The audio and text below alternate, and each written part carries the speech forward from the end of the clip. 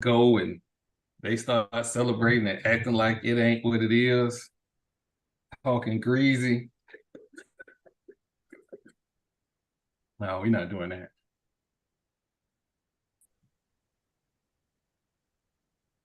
What up, her? What's going on, sir? Well, I'm We always are good and good. we are preparing to go live. Oh, it looks like it's already live. I don't know what's going on. This Edge browser be wilding. We'll just absolutely be wilding. Oh, in case y'all thought I came slipping, just in case you thought I came slipping. I ain't never already. Yep. It's go time, fellas. It's go time. It is go time. Oh boy. Ladies and gentlemen, it is another one. Super Bowl week. Gathering an Old Men podcast. Myself, TP Marlowe. We are here to bring you the good news, the absolute good news. You know what's the good news, Marlowe? What's good news? What's the good news? The good news is that it was National Signing Day this week. And that school in Daytona, number one recruiting class in HBCU. Number one. All right. Absolutely. And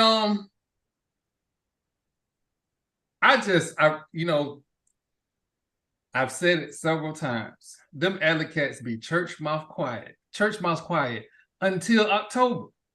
Then that 4th week in October, they go to 4 Sunday church. They get to listening to the word. They just beat somebody they ain't had no business beating. And they start drinking that Hennessy. And they just seem to forget that they're going to have to show some fight somewhere. Because that number one recruiting class is because you didn't have no players. Did y'all forget? Did you forget? Did you forget that, like, because the whole Ed Reed thing, y'all ain't had no players. So last year, y'all played with the labor pool. But it's okay. It's okay. It's okay. It's all right. I understand. So, now everybody want to be different. That's cool. Ladies and gentlemen, that's cool. That's absolutely cool. You want to be who you not.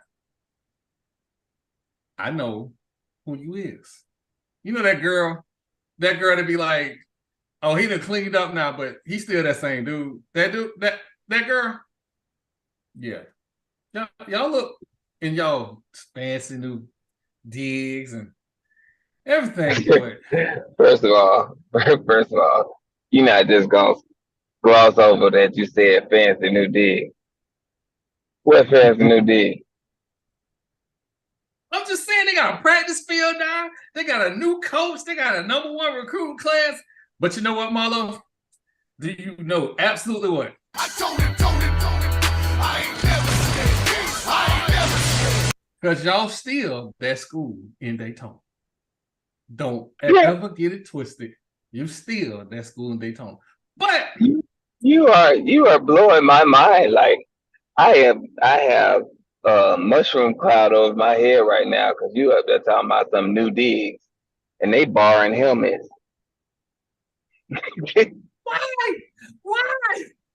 Why?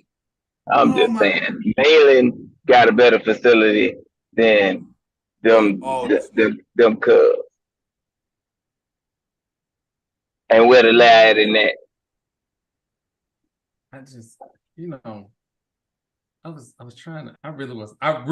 Honestly, y'all, I really was trying to start the podcast off nice and friendly. You knew what you was doing when you had to talk about something. Then one recruit class at Daytona. You knew exactly what you was doing, sir. But I'm just saying, I'm trying to give them credit and love. I'm trying to give them credit and love. I really am. You know what they don't have? The number one ranking recruiting class at a transfer portal. Guess who got that? That they don't. They don't have that. But guess who got They it? don't. They don't. Oh, I think that's the highest the Southern Hills. Is Yeah, that yeah, who? yeah. Is that? But You look at the name also, over your right shoulder. Just look at the name over your right shoulder, and that's it ain't the but left shoulder, the right one. but I feel Well, like see, I think what Marlo was trying to say is once dusty, always dusty. I'm here to Once tell. classy, always classy. Yeah, Ain't nothing so. changed. You got the number one recruiting class because you needed that many players. That's Let's not true. call a spade a spade. That's not true. That's not true. You get the Well, number one recruiting class when you recruit the best. No if and you can already have like look at Alabama. For all those years they had number one recruiting class and everything, but they didn't need those players. They didn't need those players to be good. They needed it to keep the legacy going. I cannot believe TP got on this podcast and compared Alabama to Bethune Cookman. I, for the life of me, am flabbergasted. So you telling me that there's no correlation between having the best recruiting class and being good? Uh, how many times have Alabama lost the national championship? We're not talking about that. I think How many players have they put in the NFL though? they have put a lot, but So how many players have Bethune Cookman put in the NFL? We are not a not lot. comparing apples to apples. It's We not a are. it's not a direct comparison between the school's success. What I'm saying is when a team has a number one recruiting class, it's probably because they have things in place. Mm-hmm. But what um, that used to make sense, but with the invention of the transport portal, Mhm. recruiting class. I mean, you go get 4 and 5 stars from another school. That doesn't go towards your recruitment class. Mm. So I mean, you're going to yes, they went and got the best high schoolers out there and HBCU. Yeah, go Bethune. But when you already got grown men in the building, juniors and seniors that are coming to your program, they've already seen some stuff. They got game film. so that brings me to another point. So one of the other reasons that I was acting up, and for those that know, I am a programmer by trade. Things that are very important to me are data, the ability to be accurate, because you got to be accurate. And that brings me to 24/7 sports. Hmm. I was trying to do research for this show because it was National Signing Day. National Signing Day, I'm a fan. I told everybody, don't look for Troy to be Journal Troll. I'm a fan. I'm fan guy right now. So I'm looking at all the recruiting sites on three. On three. Why don't you just put out a memo and say, fuck HBCUs? TP. Of the HBCU conferences, do you know how many they got on them? One. Do you know how many schools they got under that one? One.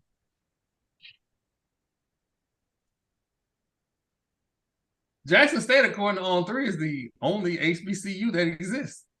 That's okay. We'll put that to the side. Put that to the side. We already had a problem with 24/7 Sports when they just refused to acknowledge that Eddie Robinson ever existed. Like, he ever existed. Did not apologize, made no statements about it, put that bullshit about the greatest coaches of all time out there and left it at that. All right, that's one. Strike 2 and 3.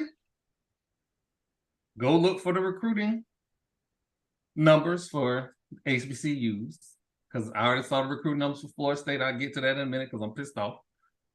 Go to the recruiting for the HBCUs And lo and behold, when I go to the MEAC,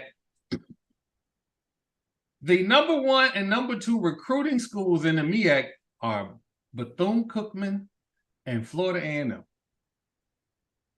If you can explain to me how a team, 2 teams, who left a conference 3 years ago is number 1 and 2 in recruiting in that conference, I'll buy you a beer for life.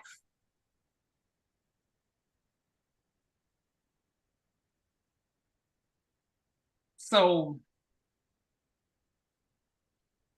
if you want to act like you're an authority on sports, pretend that journalistic integrity is important to you, do that.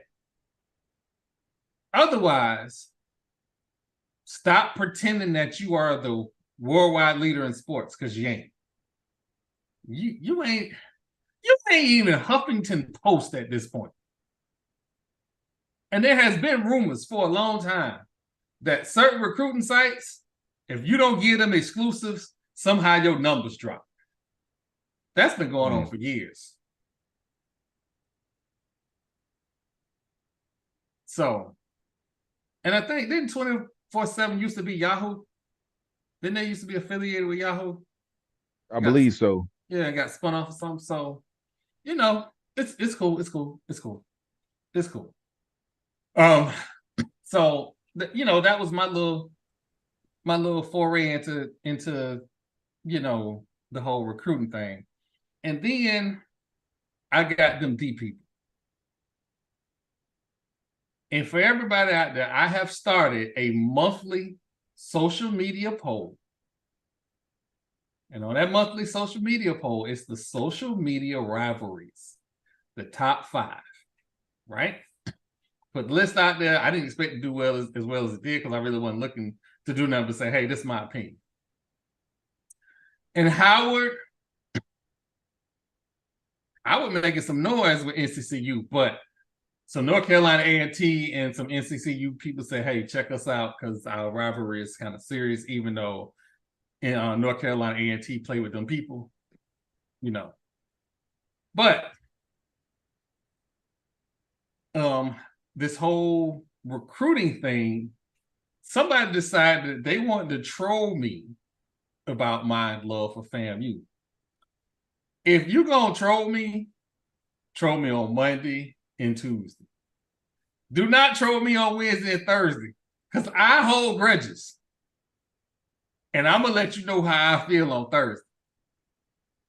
So, sir, since you said, and I quote, FAMU going to figure out a way to be first when they dead last. Last time I checked, I was the man in these streets. Last time I checked. Last time I checked, since she loved thee, wanted to point out that FAMU was using the Dion strategy to get the number 1 transfer portal. Last time I checked, Lane Kiffin started that. And when Nick Saban called him out about it, he started talking shit about the very transfer portal he was using to get players. Fact check me if I'm wrong, but I don't think I'm wrong. But get back to dude that said FAMU want to be first when they did last and everything. Y'all had 2 shots at the Celebration Bowl. Well, you didn't tell me that. I'm gonna get there. No, you ain't tell me that's what was said. Oh no, that's what he said. That's what he said. I'm gonna get there. So you had 2 years to go to the Celebration Bowl. You got the dog piss beat out of you by South Carolina State and Buddy Pugh. Dog piss beat down your leg. Then you came back with a better class and got beat by NCCU. And Joshua Sims, to this day, still calls NCCU the top dogs. Still call them that. I just checking. Who was the last team to win the Celebration Bowl and the Black National Championship? I got time. I'll wait. I got time. You know, I got time. You know, come on in, ladies.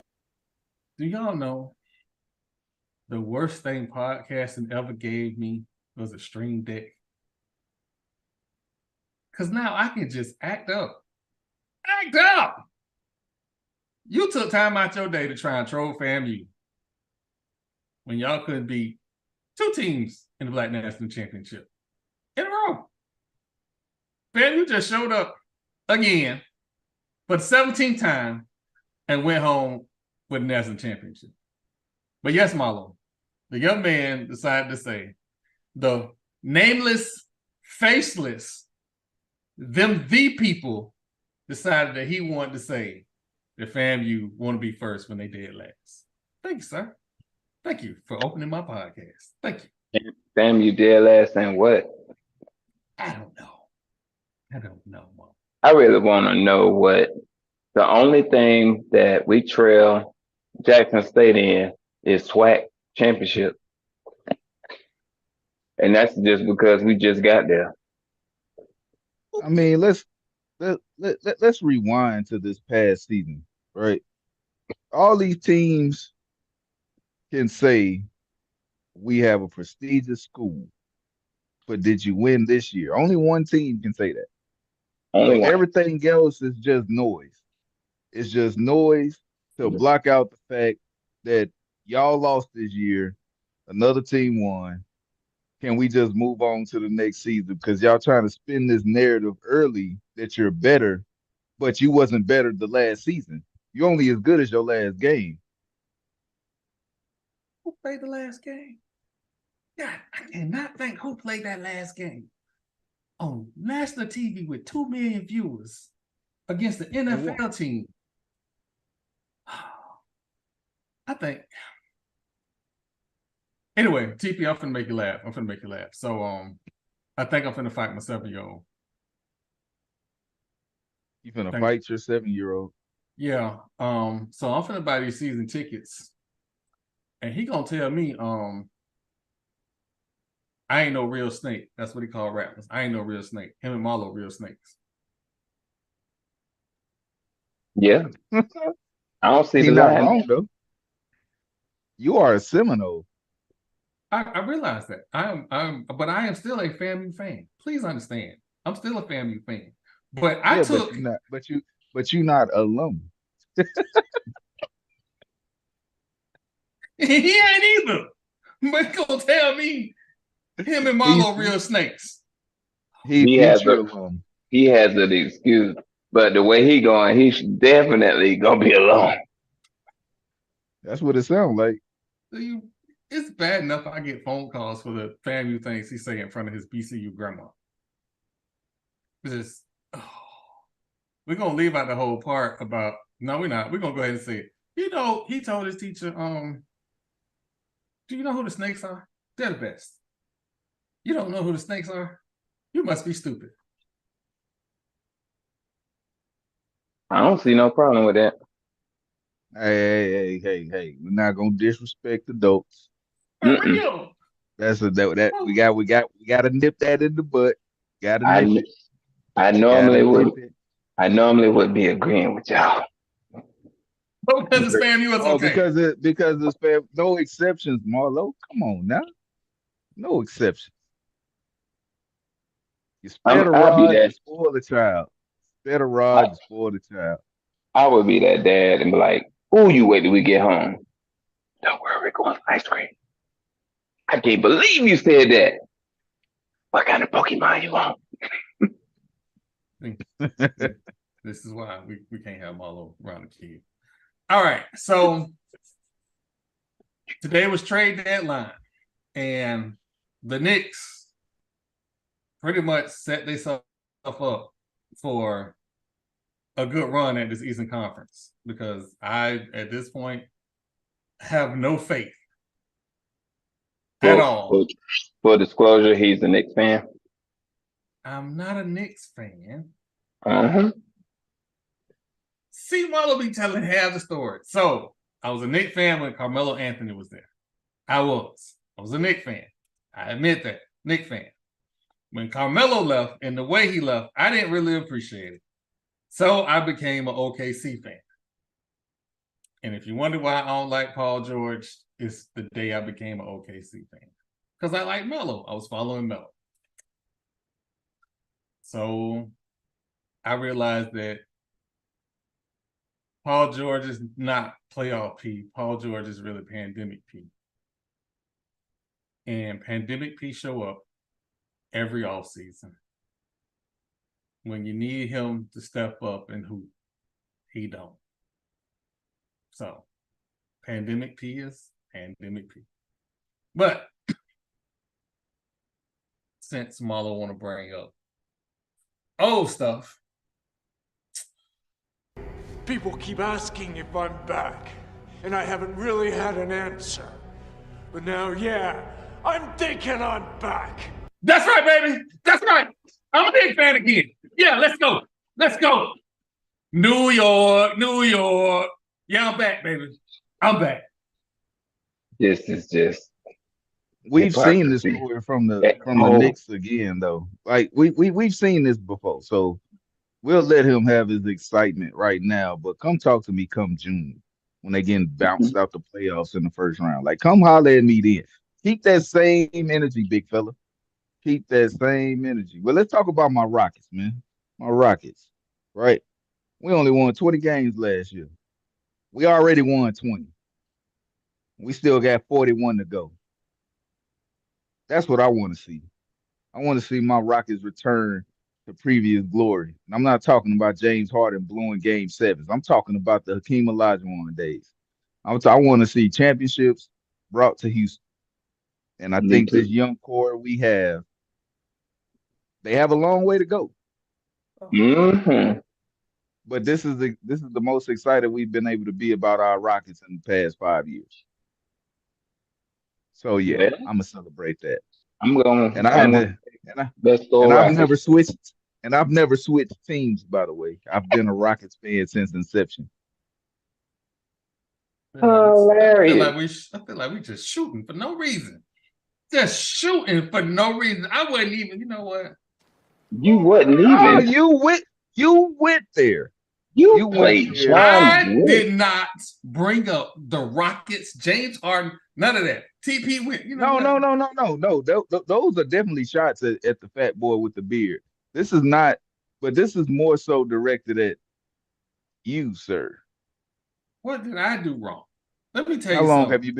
How long you been a Knicks fan? So I was a Knicks fan for about 8 years. Today. 8 years. I'm not including today. I'm he back. Was today years old. Haterism. Let me tell you something. I've been a Rockets fan for over 30 years. So if I'm being never faltered. Never wavered. If I'm being honest, I was a fan of a team for 30 years, but I earned my parole and I got out of Dodge. Ain't no such thing. You tell those sad Bills fans who've been dying for a Super Bowl their entire life. TP. Tell that to the same Bills fans that had to watch their team go to the Super Bowl only to lose 4 times in a row. You tell that to them. And then you talk about some heartbreak and I earned my parole. I can't feel sorry for the people. I can't. I just gotta play a sad song for them. Like, I'm not gonna be sad long. I can't do it. I'm sorry. Let's talk about the 77 years the Detroit Lions have went without a championship. Do you know it's a lady that was like, what, 90-some years old and had never seen Detroit in the NFC Championship game? Never seen it. Oh, that was a beautiful thing. That was a beautiful thing to see. That too bad. Smart coaches don't understand that if you keep running the ball, because that's the thing they can't stop. Also, if you got a chance at points, this game real simple. If you put points on the board and stop the other team from putting points on the board, kind of win. Yeah. You know, I'm just saying. You know. So since we've been delved over to the Super Bowl, I'm gonna bring up Brock Purdy, and I'm gonna bring up Brock Purdy only because there was an interview today that I saw that Steve Young said he had a conversation with Brock Purdy, and he told him, and I'm summarizing, that stick to your superpower of breaking down defenses. Don't look over there at the amazing things that Patrick Mahomes does, because basically you can't do that. Your superpower is to break down the situation. Again, I say, why are we coddling the little leaguer?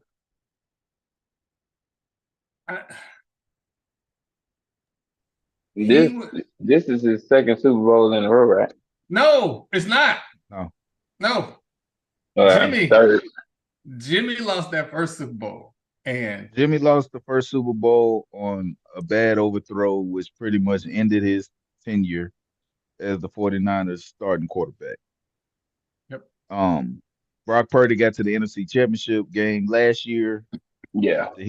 After he took over, I think 3 or 4 games into the season. He didn't lose any games until the NFC Championship game, and then started this season on a good win streak. I don't think it's coddling. I think it's being realistic.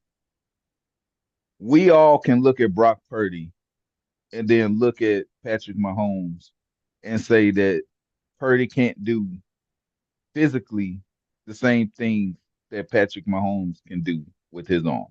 He just can't. There's nobody in the there is nobody in the NFL that can do the same things that Patrick Mahomes does.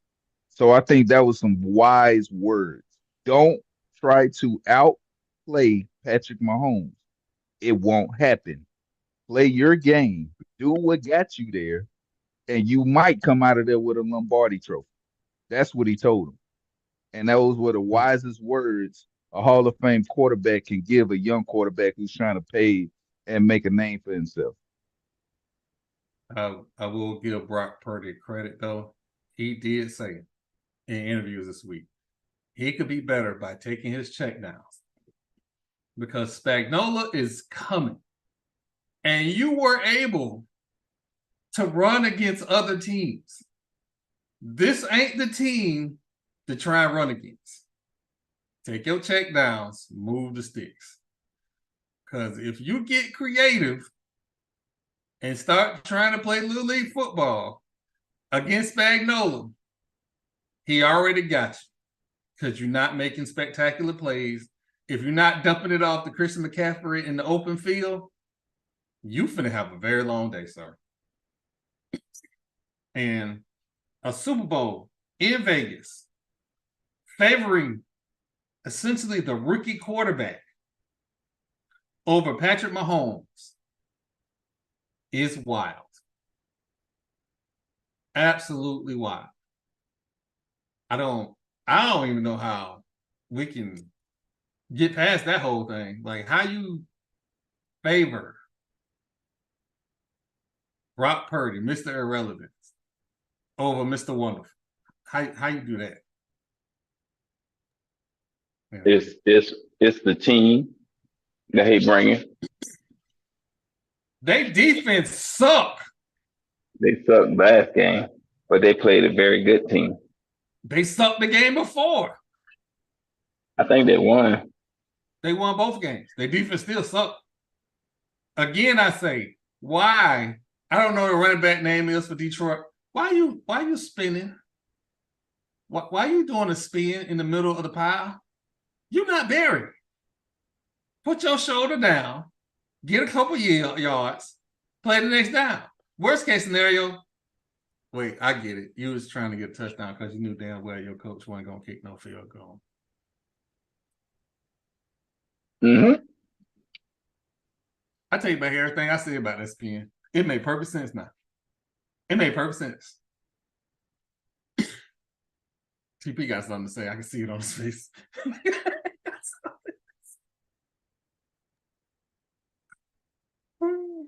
Go ahead and say it, TP. They should have lost. They should have lost. It should be the Lions in the Super Bowl. Mm-hmm. Like, say what you want. Um, they blew that game. The 49ers were completely outplayed for 2.5 quarters. Completely outplayed. Until one fatal mistake cost them the game. And you know what's crazy? I've seen that mistake happen before. Andy Reid made it the year the Bengals went to the Super Bowl. We're going to try to do too much. We're going to try to just, we're going to be aggressive, and gave the momentum away. And it was downhill from there. And that slope is steep when the Super Bowl is on the line. And if history repeats itself, the team that shouldn't have even been in the Super Bowl probably ain't going to win. Bengals lost that Super Bowl to the Rams because we all knew that their offensive line was terrible, and they decided to not double team Aaron Donald on the most important play of the game. What do we see with the 49ers? Their inability to stop the run early against the Detroit Lions should have cost them the game. Now, if Isaiah Pacheco can get going, it's going to be a long day because the Chiefs do so much off of the run. So if you can't stop the run, you will not stop the Chiefs. That is probably the worst part of their offense. So if you let that work, you're done. Here's the thing. All respect to Patrick Mahomes. That Chiefs offense, the Chiefs, to get to the Super Bowl, sat down a wide receiver they traded for. Tony was supposed to be that guy. Now we find out it's Rice. But they literally said, you know what, we can't afford for him to drop the ball because Patrick is going to throw it to him if he open. And he gets open, we're going to take our chances with him, like not even on the field. Nah, if he play in the Super Bowl, I will be shocked. But that being said, that defense, Chris Jones,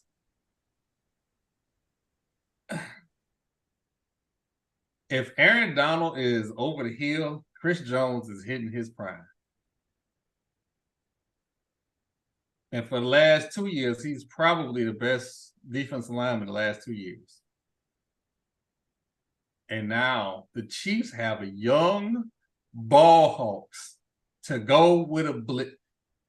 You know the worst thing you can give a blitz maniac? Give him some corners that can give him 3 seconds.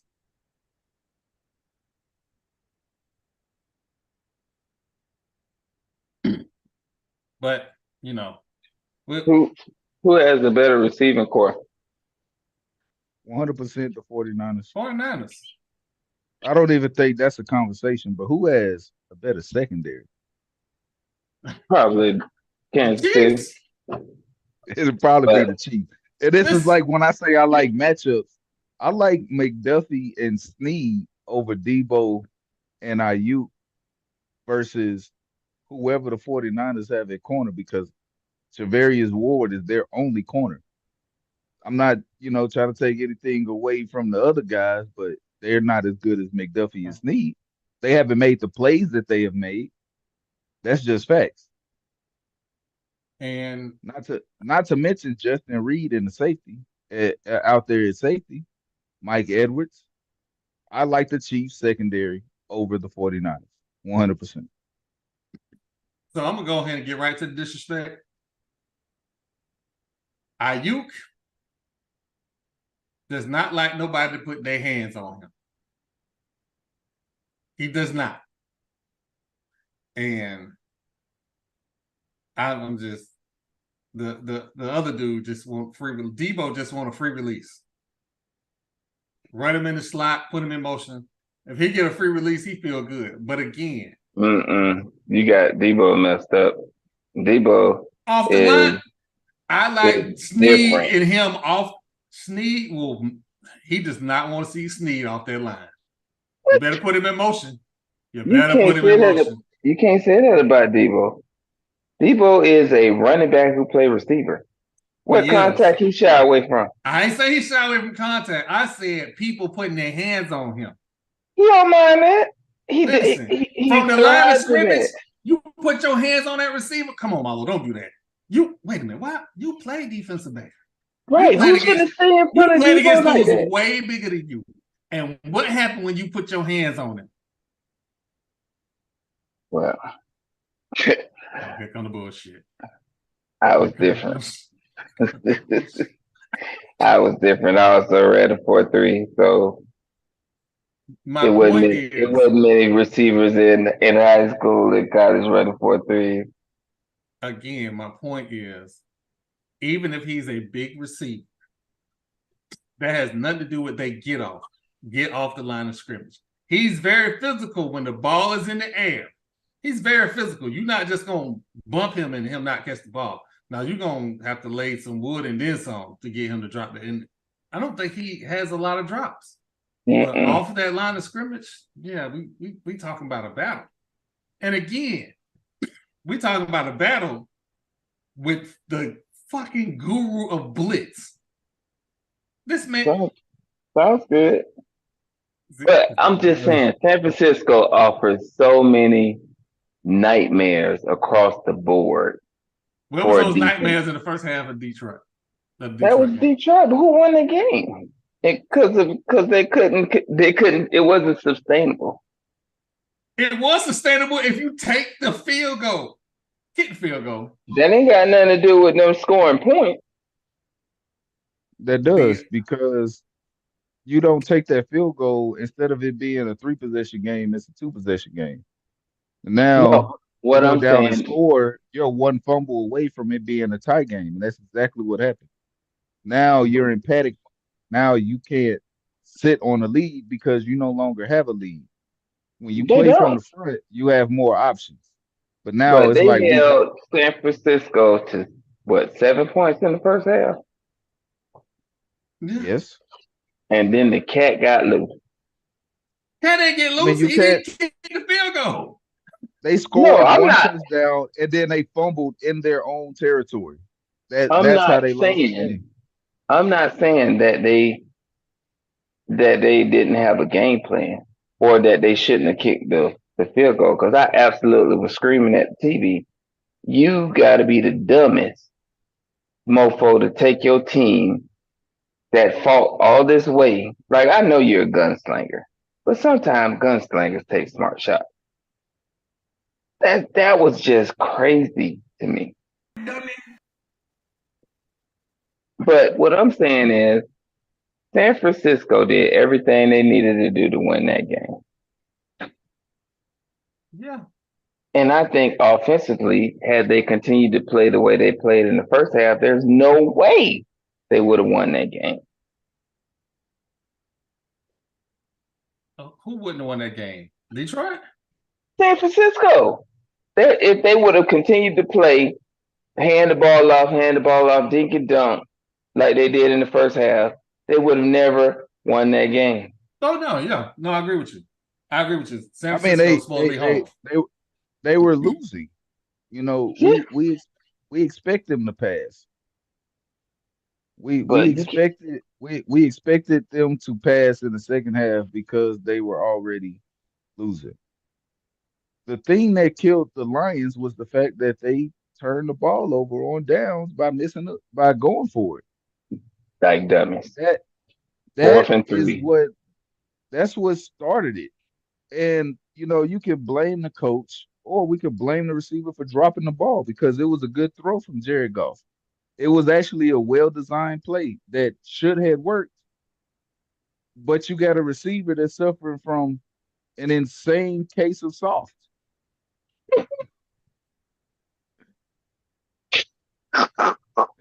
Loft.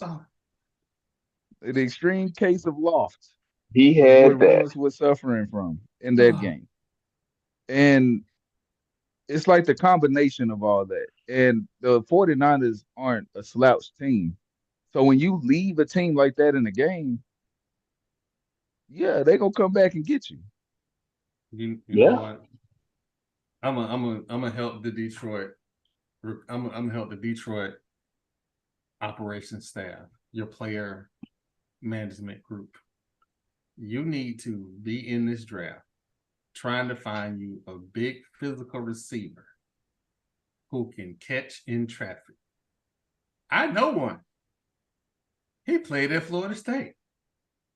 They just need somebody to catch the ball when it's That's thrown it. to them. It wasn't even in traffic. That's the bad part. It wasn't even. It wasn't like the ball was punched out or he had to dive over somebody's back. No, he was open. He just dropped it. You know. I was trying to cut Mm-mm. him some slack. I was trying to cut him some slack. Mm-mm. I was. Mm-mm. I mean, You fucked up. Yeah. oh, You're gonna have to watch the game like we could have been there. We should have been there. All I had to do was squeeze and fall down. That's it. But here we are. They might want to call and check on him and make sure he all right. Cause it's hard to know that you could have been at the big game, knowing that it was all on you. Well, the coach too. He need to be checked on too, cause that I don't even know how Oh, he still have a job. he said they good. He said they're gonna be back next year. He said they're gonna be right back. He said we're gonna keep Yeah. building. one of the good things is they kept the offensive coordinator because he was asking for an insane amount of money to be a head coach for the first time, and Seattle was like, "What? Yeah, no, we good. You straight. You straight." Atlanta was like, "Nah, we good. We good. We don't need no genius to win the NFC South." So they went and got Raheem Morris. Wow. And wow. Oh God! And I'm not shooting at Raheem Morris. What I'm saying is Yeah, you are. he was already in the NFC South. He's not. He ain't got to be no offensive genius. We saw what the offensive genius did with the Atlanta Falcons. All they had to do was win 2 games in November, and they would have won the NFC South. You know what Troy just did? He tried to give a backhanded comment / throw shade at the same time. Absolutely. Look, let me give you an example. Hey, don't take this the wrong way, but you ain't that cute. You're not that ugly either, but you're not that cute. But please don't take this the wrong way. He hit us with the I mean no disrespect. And No then say disrespect. some disrespectful stuff.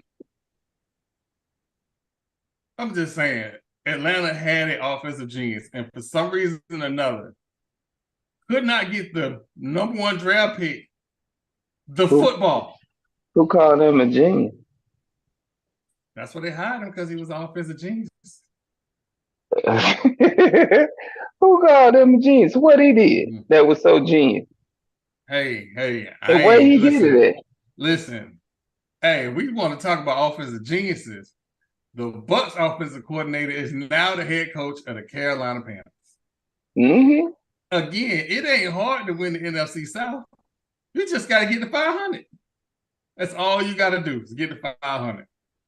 Carolina don't have the weapons we had. Good luck.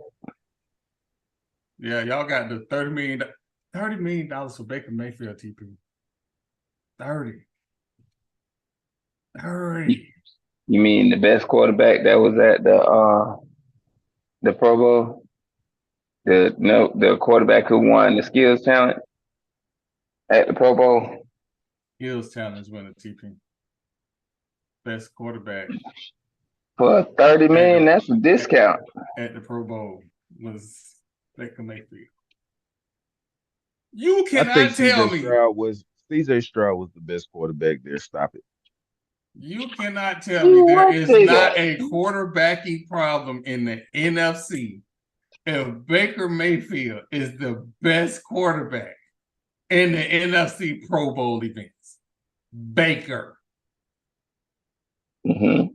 Same dude I saw live in 4K throw a wide open lob interception to New Orleans Saints. Wasn't even Marshawn Lattimore. Marshawn Lattimore was hurt. Wasn't even him. Just some random dude just threw it to him in the end zone all by himself. I think dude actually looked around like, is he really throwing this to me? Oh, if I drop this, I'm going to get cut. It was that type of lob, TP. You know what it was? It was one of them Jameis Winston's fuckets. Oh, you know, Jameis Winston gonna give you those wild moments every game. And Gives you the wow. Baker had a loft moment. That's what Baker had. Wow, Baker had that is terrible. Yeah, he did. He damn sure did. Well, Marlo said he was operating with a little less loft towards the end of the season. So he absolutely was. Yeah, every other game he played good. That's why they was a 500 team. We were more than 500, sir. Oh, I'm sorry. So it was one game over 500. That's more. How many playoff games did the Raiders win? None. I'll wait. None. We won none. We won 0. How many y'all played in? But we got our coach. That's okay. We got our coach. I can take all the shit you want to talk. We got a dude that's actually feel like a Raider, look like a Raider, acts like a Raider. Antonio Pierce. What are you? I know you're not talking about my coach when you've been trying to get rid of your coach for the last 2 seasons. I know we're not doing that. I know that. You talk all that noise about how I'm a Florida State fan. I talk about my head coach, but you've been trying to get rid of that Bucs head coach for a while now. Duh. I think he's an idiot. So you can't tell me you're supposed to be a defensive genius and give up 30 and 40 points. There's a disconnect there. Okay. And then you look like, well, I guess they scored again on the damn sideline. Your ass better show some fight. They're going to have to show some fight somewhere. Think it's a game. I don't make it a custom to threatening 60-some-year-old men, but bet your ass better not do the same thing next year, homie. I specifically went to that New Orleans Saints game because I thought Marlo was definitely going to go over the wall. But I think towards the end of the season, TP, Marlo had enough. Because after Derek Carr converted them 3 first downs, Marlo ain't even stand up no more. He was done, I think, at that point. He was resigned to the... You're going to lose to a damn team that got 1 offensive touchdown. Hell, what? And then gonna let them milk the clock? Okay. Okay. Y'all want to play like that? Okay. Oh, man. All right. So we got to get to some business. The Lightning are losing again. If y'all keep this up, y'all gonna understand how Florida State fans feel about me. I promise you, if y'all keep this up. Stop it. Either suck or be great. Don't be middle of the road. Like, just figure it out. I can't deal with this. We just trying to get to the playoffs, brother. I just still got half the season left. But they done beat everybody who's supposed to be somebody. So they know they can do it. It's just how they're playing right now. They are 4th in the Atlantic on a 1-game losing streak, and they losing the first game after the All-Star break. They they still having that hangover. They're 27-19. Lord have mercy. That sounds like a winning record to me.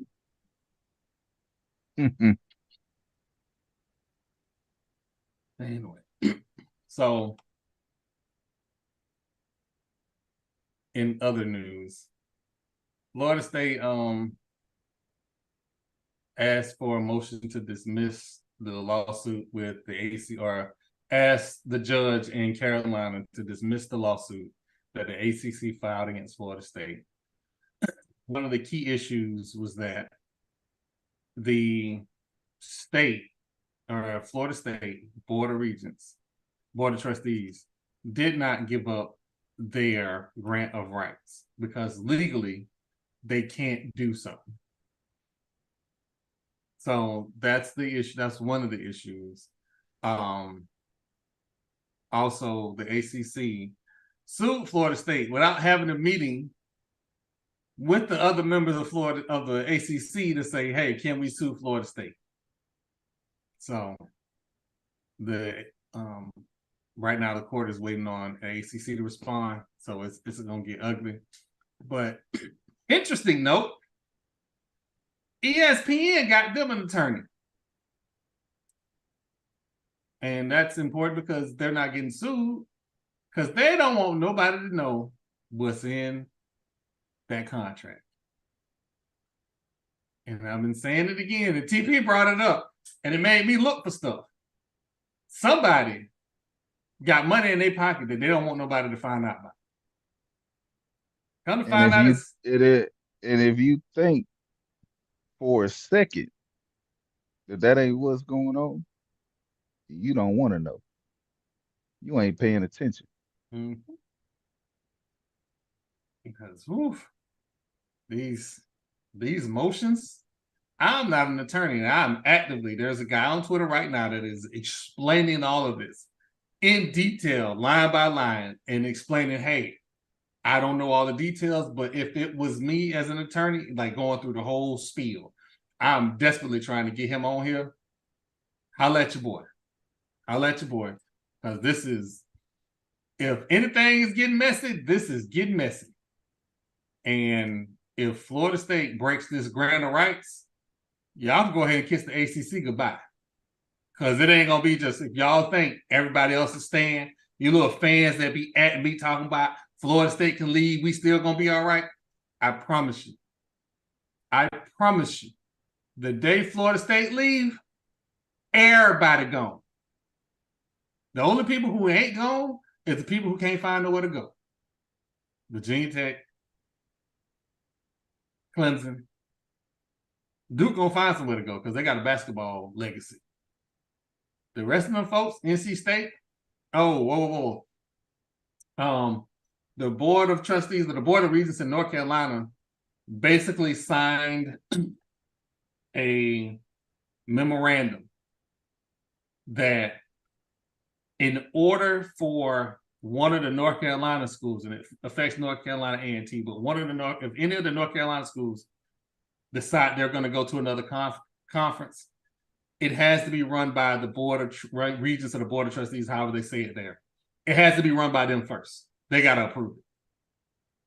So if you want to take, like, for instance, North Carolina, they're going to be like, well, you got to take North Carolina State too. So on and so forth. If North Carolina A&T want to go back to the MEAC, they got to run it by them. So, some MEAC news. There's rumors that Morehouse is trying to position itself to go to the MEAC, to be the 7th team in the MEAC. It won't make sense if they have 7 teams. So if the rumors are true and they end up going, there's an 8th team out there somewhere, obviously, to balance out the conference. Look, see who that is. Edward Waters. That would be kind of cool to see. But, we'll see. But Morehouse, if y'all want to get serious about playing football, not from me, because Scotty brought it up first, which made me look into it. Off Script has a podcast on YouTube the people that they're hiring for their football team, I don't think are long-term solutions because they're alumni. This is their first job, so on and so forth. So this may be a transition squad, which would make more sense to me. I'm not going to call people idiots or nothing like that because I don't know what their long-term plan is. But it looks like, hey, we are transitioning and we'll try and get some people in place so we can win some games and attract somebody. Because remember, they took a shot at Coach Hugh.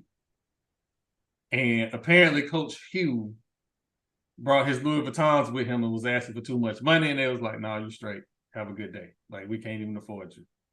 So, not saying Morehouse got money, but they got education endowment money. They don't have athletics money. So, but that's, we'll see how that go. Make sure nobody got no complaints. Cool.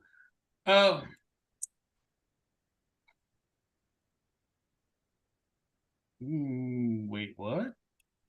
So sometimes on the podcast, there are things that come up that just flash onto the screen. Ex-track coach Conrad Mainwaring gets 11-year prison sentence for serial sex abuse. Apparently, Wayne White has been being a piece of shit with these track athletes. And he is 60 years old now. And he is about to spend 11 years in prison. So we pretty much can say goodbye to that. 14 counts of indecent assault, battery of boys, 2 of whom were 14 years and younger. So, man, you wake up every morning and stub your toe on your bunk. Wow. I didn't even see that thing coming. What am I missing? I know I'm missing something. TP. Patrick Beverly is going to the Bucks. Will this solve them blowing 20-point leads? Perhaps. Is Doc Rivers still going to be their coach? I don't think it can hurt. He will play defense. That's it. That's all it ain't gonna hurt. Is it gonna help? I think so. Really even say it's better than what they got going on now. Yeah. A better question is your mama beating you with a flip flap worse than her beating you with a belt? Because the end result is still with a belt. A flip flap or a belt. Because that's what it is. They still gonna get them whoopings. They're still not better than the Knicks. They still not better than the Celtics. Damn. So, I'm sorry. You have the athletes to be the best team in the conference. You have Dame. You have the Greek Freak. Middleton, I think he's injured. I think he has an ankle injury. But if he comes back from that, he should be, serviceable. You got enough shooting to be the top team in the East. And you not. You was the number 2 team in the East and you fired your head coach. Now, I think that was less about basketball than other things. But to go get Doc Rivers, like who losing bets? Like, what are we doing? That's the question. What are we doing? But it's okay. Be middle of the road. The Knickerbockers gonna handle the rest. Don't even worry about it. Because their history says that they do that. You know what, Marlo? You can stop being a hater. I'm just saying. You sound real special right now. You know what? This is my comeback show. Sound just as special as you said Oh man, the Yankees gonna do it this year. Huh. See what they got you. What was the last time I said that? First off, let's be clear. What was the last time I said that? I'm just saying. The Ain't Yankees. that your team too? No, that's not. The Yankees had 35, 40 home run hitters and couldn't make it to the playoffs. They couldn't beat the Rays. They couldn't beat the Rays, and I think what was it? It was June or July, and the Rays couldn't play dead in the Cowboy movie. And then they played the Yankees, and it was like an injection in the arm. We back, baby. Really? That's all right. The White Sox suck too. So it's okay. And the White Sox and the Yankees was losing to a bunch of farm system players. Farm system players. And then the whiffer, I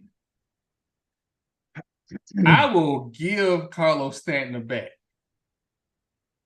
I got a chance that he ain't gonna hit me because as many times as he struck out, he might not hit me.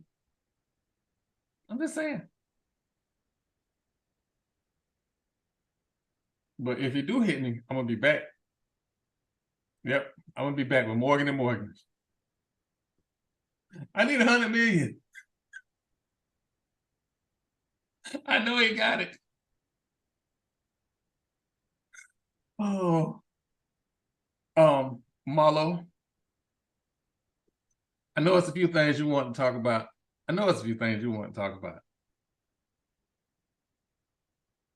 Well, my main thing is I can never say it ceases to amaze me enough about people. Everybody started talking all this and that, and this team gonna beat that team, and at the end of the day, it's two teams playing in the Super Bowl. Yep. Two of them. So that we gonna get them next year thing, or we gonna get them the year after that. Unless your team has been in the Super Bowl or been close to being in the Super Bowl, you can't say that no more. It never ceased to amaze me how many Cowboy fans talk about, oh yeah, we got that squad this year. We gonna shock the world. Yeah, you'll shock the shit out of the world if y'all win a playoff game. We'll probably go ahead and go on to glory because y'all won a playoff game. Brock Purdy has more playoff wins than Dak Prescott. He was the last pick in the NFL draft. It has more wins. So it never ceases to amaze me how some of these people can keep the same energy when their team is home, watching the game, probably gonna go fishing because they gonna relish the fact that they ain't there. Yeah, that's just be the stuff that I think about.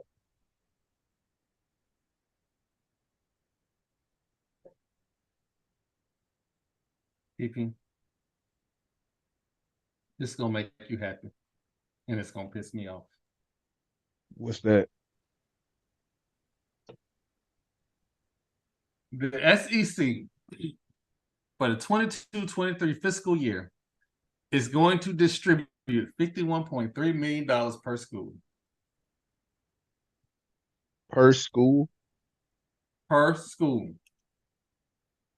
And it's going to be 60 next year. But the SWAC get $1 million for the conference.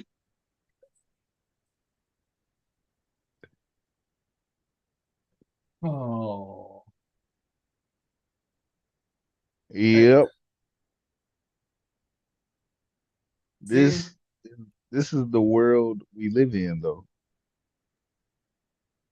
I can't believe whoever negotiated that deal still have a job. What you mean? That's the That's the two premier conferences is the SEC and the Big Ten, even though they Uh, can't count. I'm talking about the SWAC. Whoever No. negotiated that media deal, they shouldn't work in high school.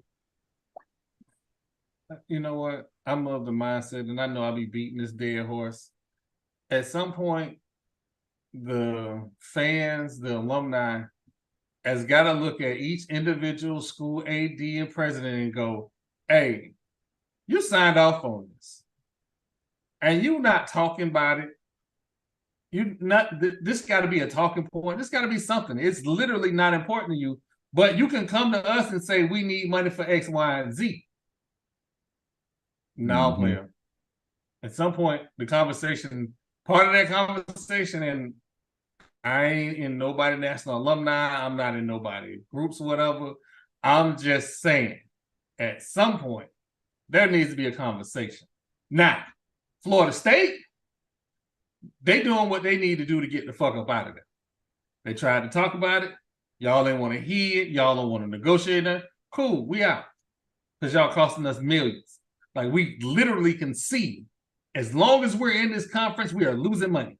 Because there's no way Florida State, its brand, its national championships, its dynasty of top 5 runs, that brand that they built over those decades, to get $30 million a year, to be $20 million behind the Big Ten, Northwestern is getting more than Florida State. That's crazy. Absolutely crazy. And I don't want it to be. No, I don't give a fuck no more. If it's contentious, it's contentious. And if you're one of them ACC fans that think the ACC should stay together, and I hear this all the time, TP, and it pisses me off. All these players, they don't play for the love of the game. Bitch, if they don't go to the league, the love of the game ain't doing nothing for their 2 knee surgeries they done had. What if Penix Jr. don't get into the league? All of that was for the love of the game. Meanwhile, he's 50 years old and can't play with his grandkids. I can still run and jump and twist and do whatever I want to do. These players put their body through hell for 4 years. So if them getting a few $1 million because 90% of NCAA players go pro in something else other than sports, pay them people. Because those players make sure those coaches get multi-million-dollar contracts. Hell, them the same players that got one coach $78 million to sit his goof ass home. Grown ass man named Jimbo. The fuck? But I digress.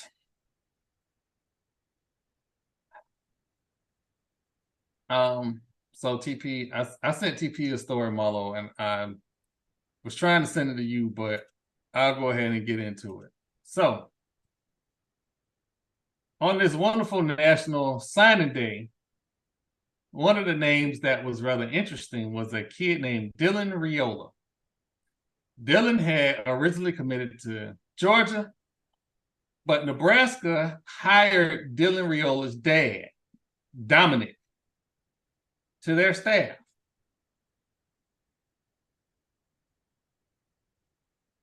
Herb Street talked to Dominic and Dylan, saying that he should flip his recruitment to Nebraska. Now, Paul Feinbaum went live on his show, and he explained that Kirk Herbstreit has an affinity for Nebraska, and he likes Coach Rule. But when the notion of Dominic stating on national TV that pretty much Kirk Herbstreit was the reason why he flipped from Georgia to Nebraska, Paul Feinbaum said that another story had broke about Kirk Herbstreit, and within 5 minutes of the story, Kirk had text Paul and said, "Hey, that's a lie. That wasn't me, blah, blah, blah." And he had a statement out of a few hours later. It's been hours. It's been days. We have heard nothing from Kirk. This is my opinion. Y'all can tell me your opinion in a second. My opinion. If this story is true, that means a media journalist, a neutral party, is now tipping the scales and recruiting. And we now have a problem. I'm not talking about if he did it for Ohio State because that's where he went. That's something different. But you tipping the scales from Georgia to Nebraska. I'll let y'all have it because this don't make no goddamn sense to me.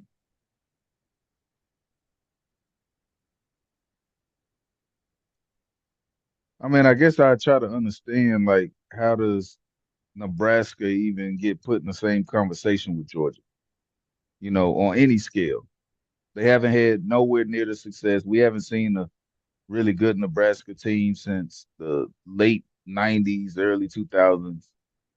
As far as media, it doesn't compare. As far as brand deals, it doesn't compare. As far as recruiting, it doesn't compare. So to even put them in the same conversation is blasphemous.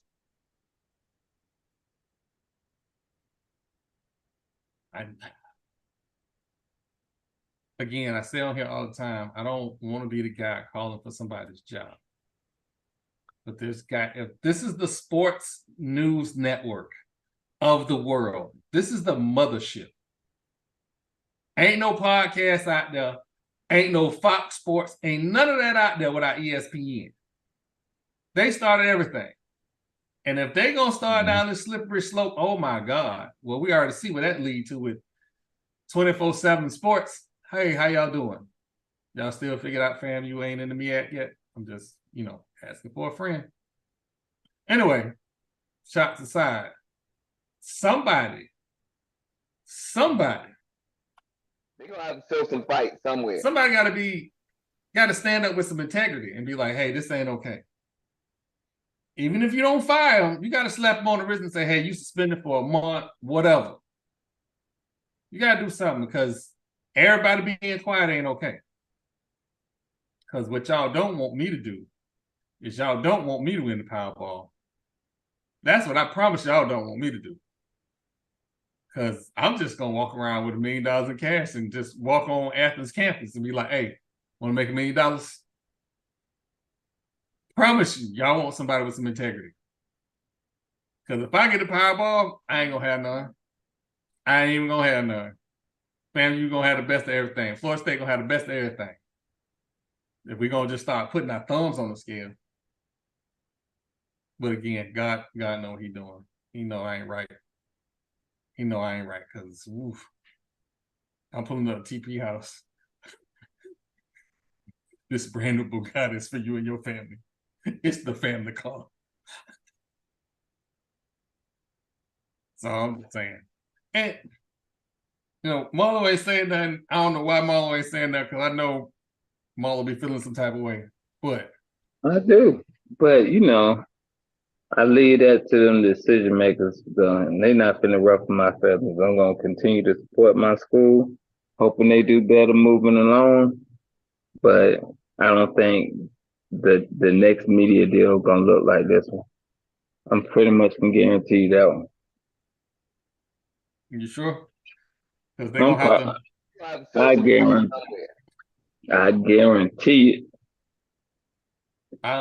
So I have faith in Tiffany Sykes. All the hubbub, all of the National Alumni Association stuff aside, I have faith that if getting the program to a balanced budget is the goal of the university, that the digital media rights deal is essentially free money because you already playing football anyway. You're just getting paid for your labor. It's really simple. It's a simple prospect, but whatever. But getting back to these playoffs. Well, you know what? Hold on, real quick, TP. But your Longhorns got the number 6 recruiting class. Okay. I think TP don't get excited in the offseason either. I get it. What is there to get excited? Let me tell you, Quinn Ewers is coming back. A lot of that defense is coming back. As long as and we might have one of the top 3 running backs in the country in CJ Baxter next year. You give me those, we'll take a number 6 recruiting class. That don't mean nothing because it only takes a few good players to make the whole team better. I can get the number 1 recruiting class and they all be trash. Or only one of them be good. Only 2 of them be good. It ain't about where you start, where you finish. If they rate y'all that low now, let's revisit that in 3 to 4 years. We'll see who had the better recruiting class. Because if that's the case, then we can just go ahead and call the season a wash right now and move on.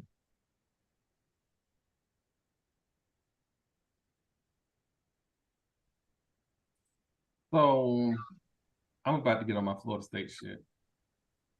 I really am.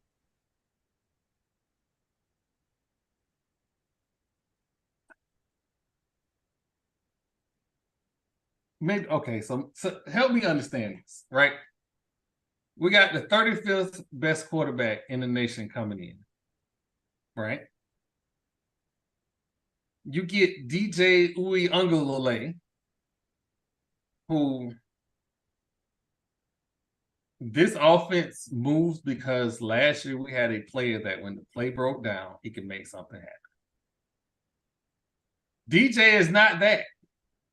So that means that offensive line has got some monsters, right? Mm-hmm.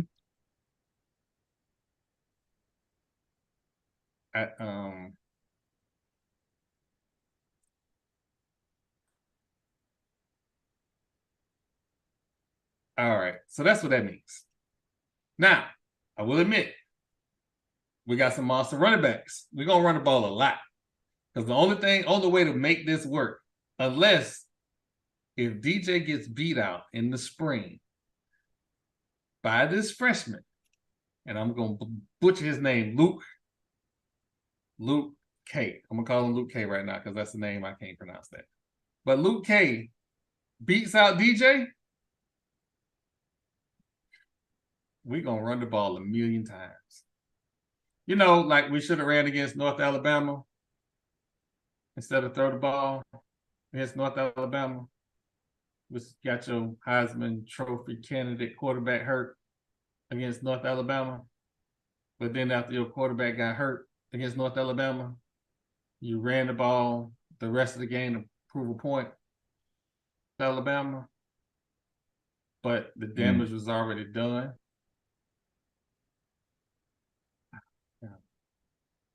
This dude, I understand how difficult it is to like this coach. Who was that? Old cornrows, Mike Norvell. Mm. It's difficult to like him. And unlike Jimbo, he ain't bring me no national championship because you was throwing passes with your Heisman Trophy candidate. Alabama. Okay. All right.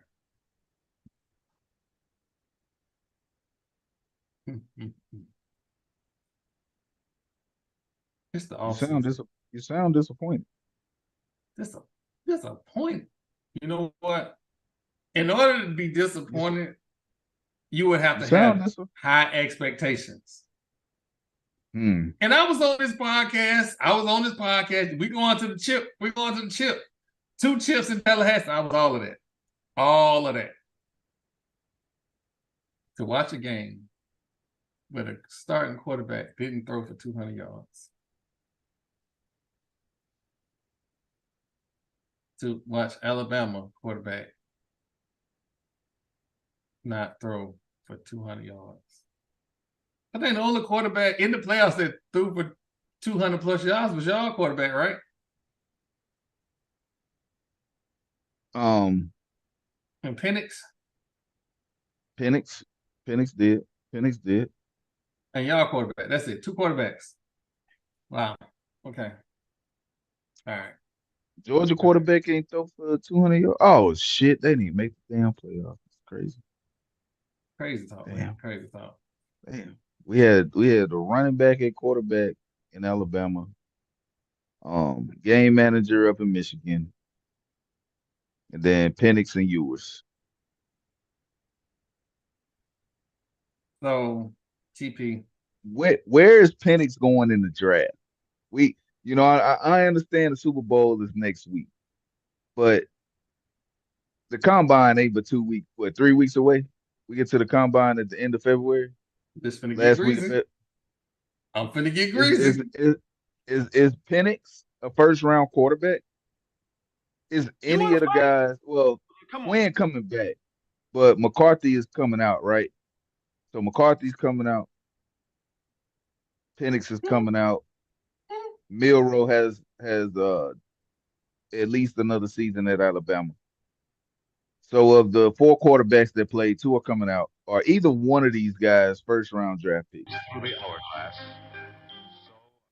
TP, all that. Let me ask you a question. This is a very simple question. The GM, you are owner, and the GM of your team tell you finna spend a first round draft pick on a dude who's had both knees operated on while he was in college. How that's gonna go?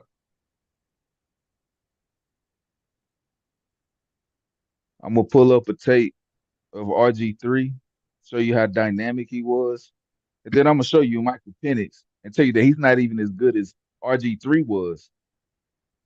Is it worth it? The answer is no. The answer is no. He's not as good as RG3 was when he came out. And you know what? RG3 had the same background. He is 1 to 2 knee injuries away from being a complete bust and out of the NFL in 3 years. You know what? Mind you, he doesn't run as much as RG3 did, but that's probably because he can't. But should he? So now we're looking at a guy that might be a statue. He might be afraid to run when he starts seeing these big guys on him. He might not even know how to slide properly. But we can teach these things, but what you can't teach is longevity. You know what? TP, you have described the starting quarterback of the Tampa Bay Buccaneers. Oh, wow. I didn't do it, Marlo. I didn't do it. You know he was talking about a successful quarterback, so he wasn't talking about the Raiders. You know what? We got us a coach. You might got a point there too. You might got a point there. We got us a coach. I ain't even worried about it. Is he D'Amico?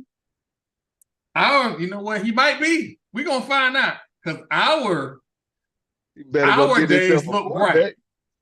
Our days look bright. I ain't never want to go fight the head coach. He better go get a quarterback. You got to. You got to get 2 quarterbacks. I don't think Aiden is it long term. I think he's a back. I think he's a good backup, but he's not a starting quarterback. We got to go get a starter. Maybe Michael Penix. Let me tell you something. They're gonna have to show some fight. Hey, Jaden Daniels might still be available. I don't know if Drake May is going to be off the board really quick. Drake May. I think his draft stock is falling. I'm seeing his draft stock fall in real time. Let me tell you who Drake May is. He's Josh Rosen. Go ahead and spend your first round draft pick. Exactly. Go ahead and spend it. Go ahead and spend your first round draft pick on Drake May. You'll be back picking a quarterback in the top 5 within the next 3 years. I promise you. What's the starting quarterback for the Chicago Bears a few years ago? That's who he is. Mitch Trubisky. Yeah, he's Trubisky. With Mitch just a Trubisky. he's Mitch Trubisky with a longer term in college. That's exactly who he is. No, don't. Yeah, I'm saying right now. Mind you, Mitch Trubisky was picked ahead of Patrick Mahomes. This will go down. This is like one of the worst debacles in How drafting. You got fired? Yeah, exactly. They should have fired the whole front office. Yeah. How did you get fired? The coach, the GM, everybody. You gotta go. You missed Pat Mahomes, and you set us back another 30 years. The Raiders can't miss on a quarterback. We can't miss on. We have to get a quarterback. We have to get another defensive lineman because I am sick and tired of watching our all-world defensive end play against three people. You doubling and you got a running back chipping and nobody's getting to the quarterback. Our secondary, I'm cool with our secondary. They played well. They played right after we got rid of your boy. We played really well. So they played well. The secondary played well. Linebacker, I would like to see another linebacker. I don't want Diablo as our linebacker. He's a little light in the ass, and sometimes he get blown off the ball. So we need another linebacker. But outside of that, we really solid. As long as we keep our wide receiver, as long as we keep Adams happy, we're good. We got to make a decision. First of all, we're not just gonna sit here and let you name every position on your team that y'all need. You named every damn position on the offense. I said defensive line and quarterback. We solid everywhere else. You said y'all had one receiver. And then you said y'all linebackers suck. All right, so we got another receiver, but I still want to fight him because he's from New England. But we do have another receiver. Just don't make me talk about that dude. Like, I just want to pretend that he just out there. We just out there. I will say this, though. We could trade the walk-on. We do have a number 2, so we could trade the walk-on because the walk-on cost us a playoff berth. So I went from saying his name to calling him a walk-on again, TP. What's wrong with the walk-on, man? You don't remember them 2 fumbles he had 2 years ago? Back to back.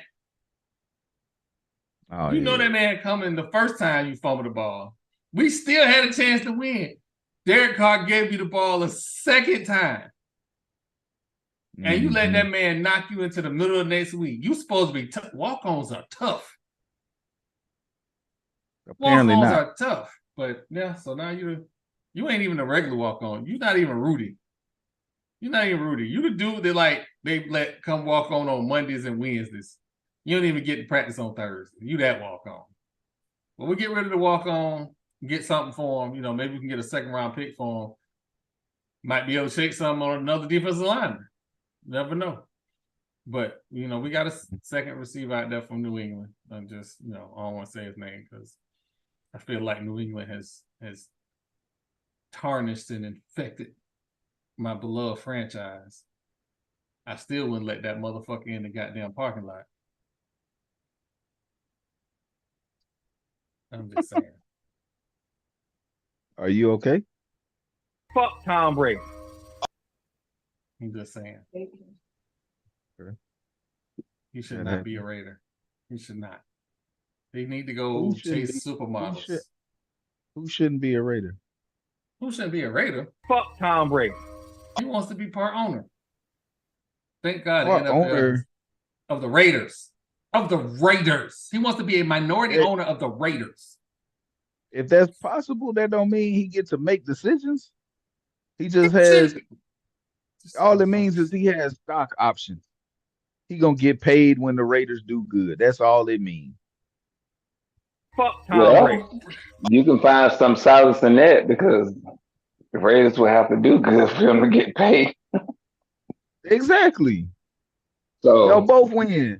Y'all both win. He don't even make decisions. He's But the gonna Raiders be ain't finna do broadcasted. nothing. The level of hate. You Did, know what? didn't we I talk about would. him taking Greg Olson's job as the lead sportscaster? So where is he gonna have time to make decisions for Hey, the Raiders? Greg. He's just Hey, gonna be Greg. It's me. It's your boy. yeah. He got his ass.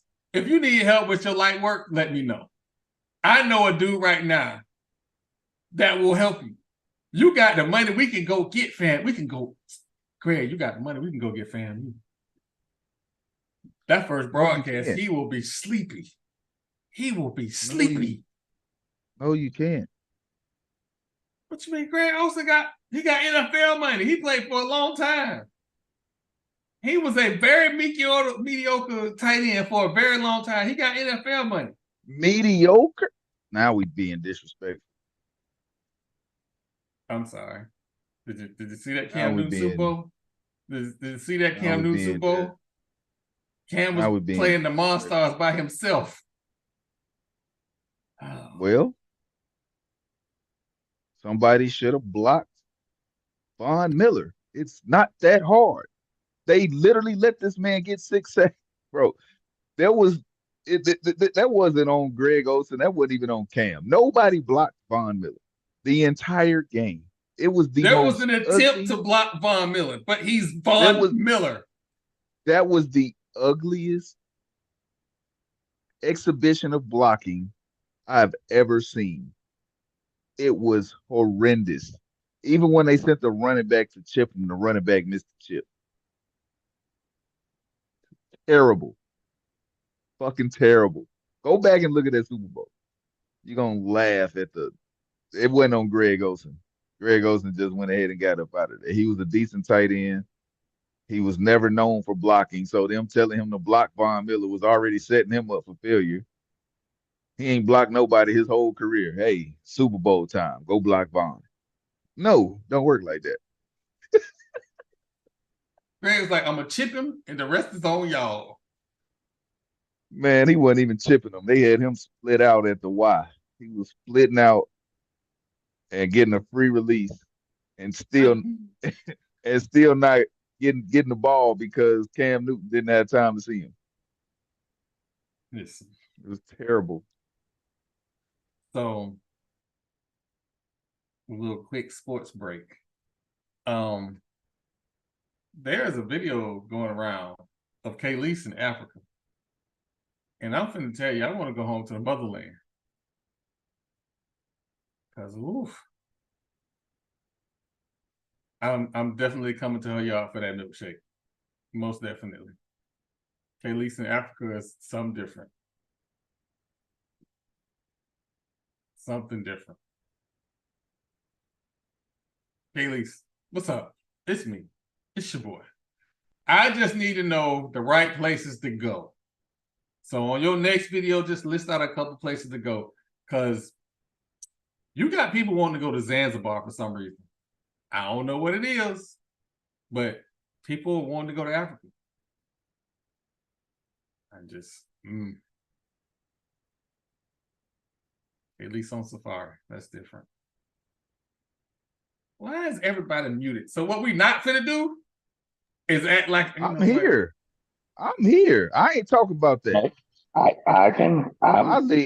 haven't seen the video. I ain't seen the video either, so I have no comment. When I'm muted, I have no comment on the subject.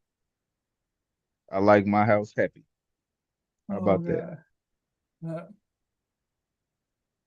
So first off, I am not trying to make nobody happy home unhappy. We not. Thank you. Not trying to do that. I would have commented had I seen the video, but I haven't seen the video. I haven't seen the video. I'm not going to see the video because I like having all my teeth. I already lost one in the back. I don't want to lose anymore. Wow, she's a tooth chipper. Oh man.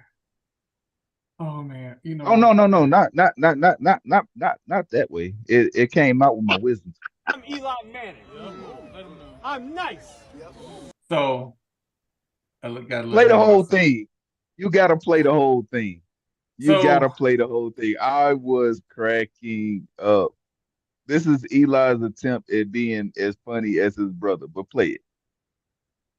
oh yeah, so I just wanted to be understood that Eli is the GOAT. Eli is most certainly the GOAT. Oh man.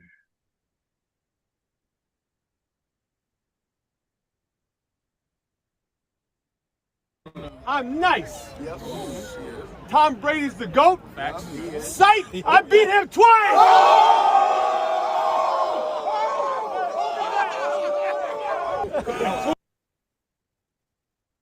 The fact that he was hollering, hold me back.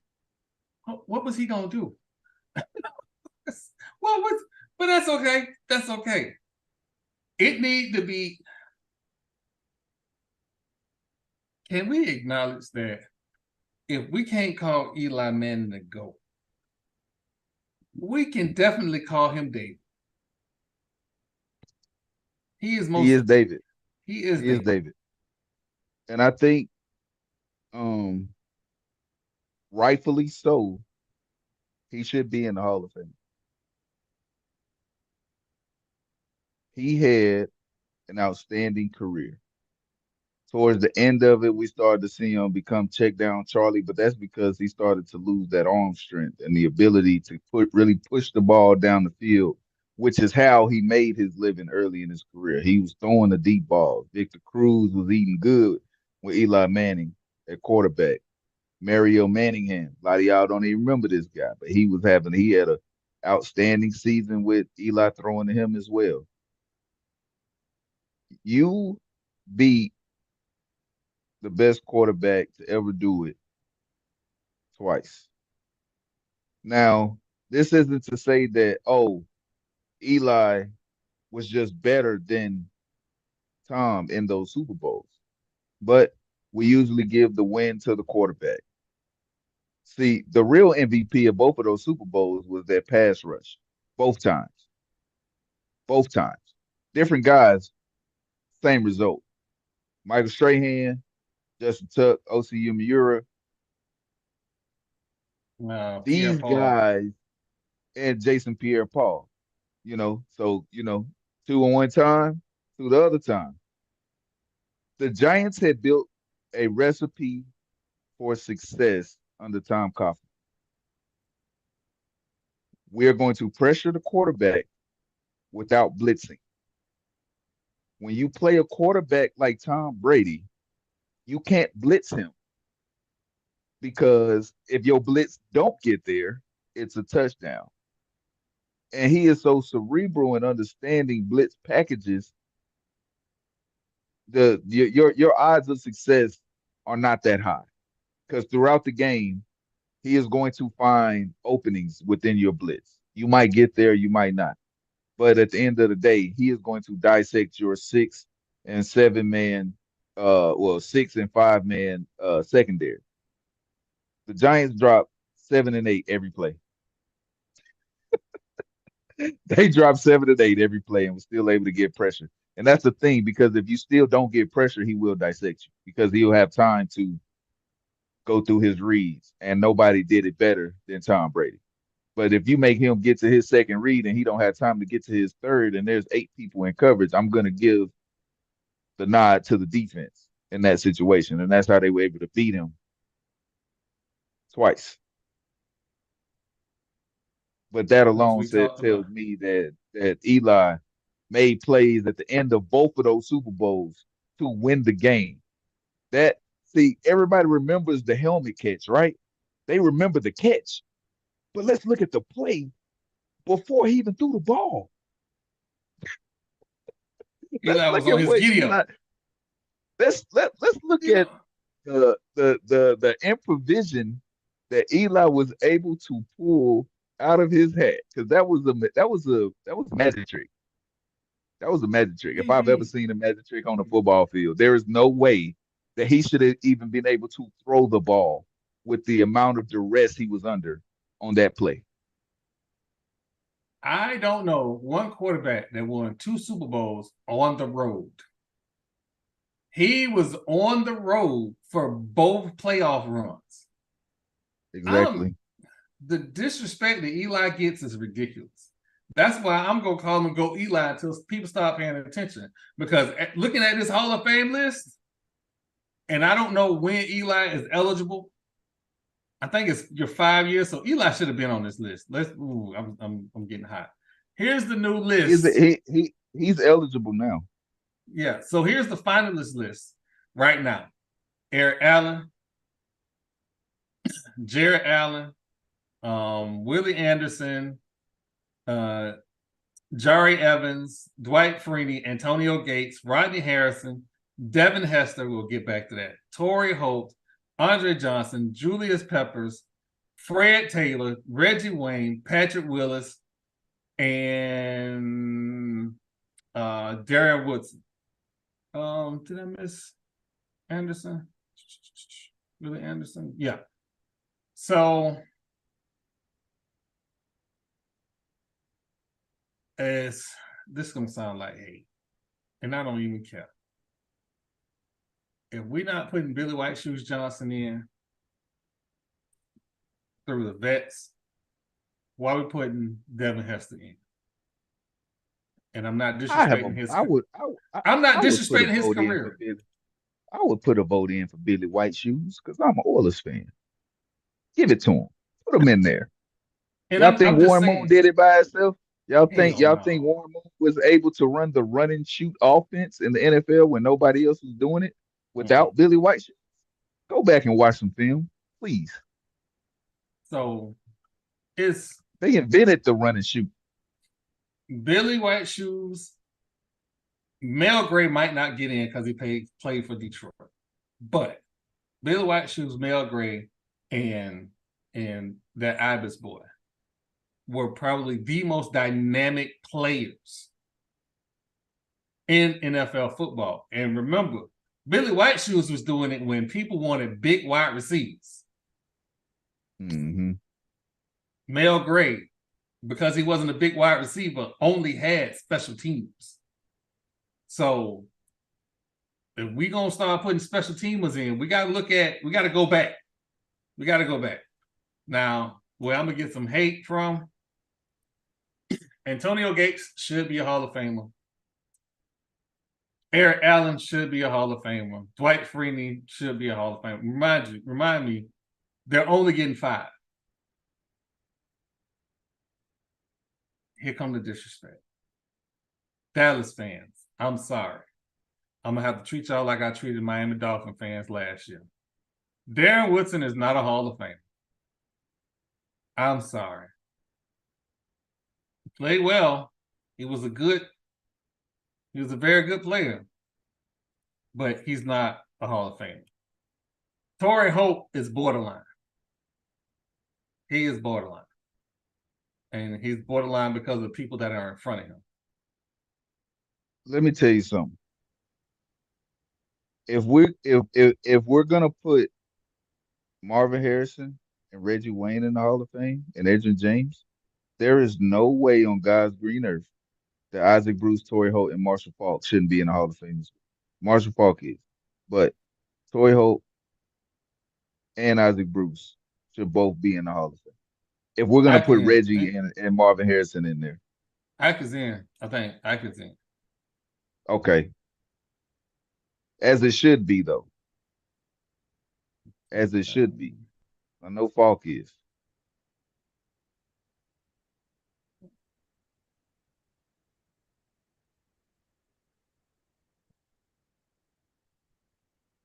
But there's no way we should leave out Torrey Holt in this conversation. Torrey Holt was one of the most dynamic receivers I've ever seen play the game. If you didn't double him, there's a chance it was going for 6. One of those guys you always had to have an eye on.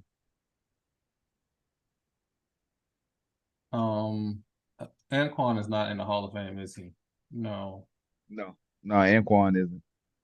So Anquan didn't even make a finalist list, and Anquan is in front of him with no knee ligaments in front of him. Andre Johnson is in front of him I mean, Andre is the greatest receiver in Texan history. He should have I'm been about to in the lose it. Hall of Fame. I'm about to lose it. What the fuck is wrong with you? What is wrong with you people putting your friends in the NFL, but yet Steve Smith Jr., who's, let me go back to this number. I'm sorry, Steve Smith Sr. Steve Smith Sr. is number 8 in receiving yards. Number 8.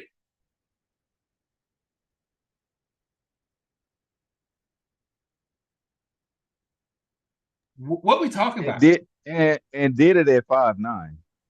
What are we talking about? Like what? He was able to make the top 10 all-time receiving list, standing only 5'9", with Jake Delhomme as his quarterback. Why is this every fucking year? And I get pissed off like I'm shocked that this is not happening. And I know every year. And then they thought he had fell off. Insert Cam Newton, 1,300 yards. Come on. But we don't like to give people their flowers. We don't. Torrey can't get unless in. Torrey can't no wide receiver can get in until we do right. Nobody should be getting in until we do right. Because this is ridiculous now. This is some petty shit.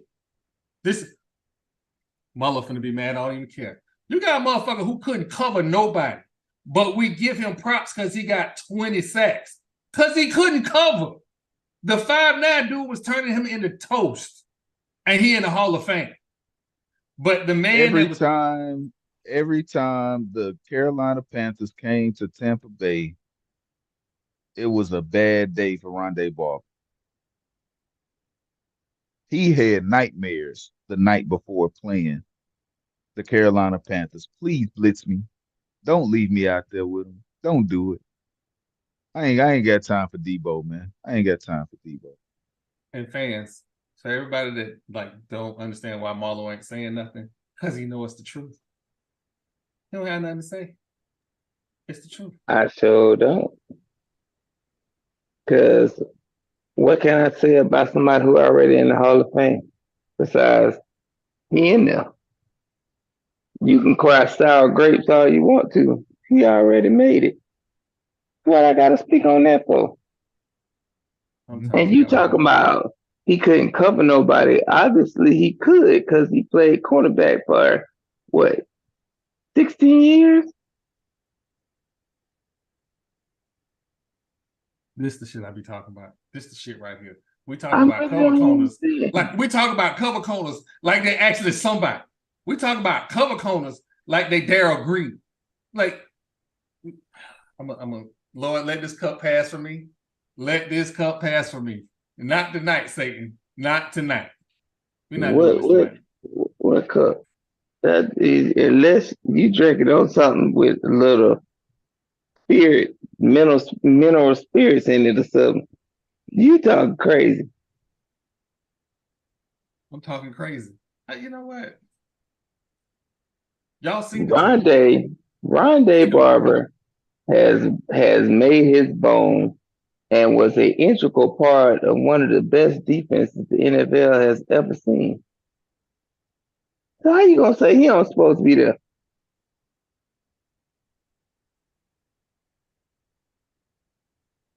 Again. Unpopular opinion. The Bears ran it better.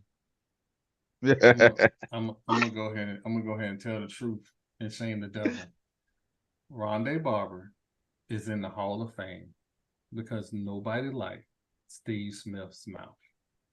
Steve Smith not only gave you buckets, but he gave you the mouth to go with the buckets.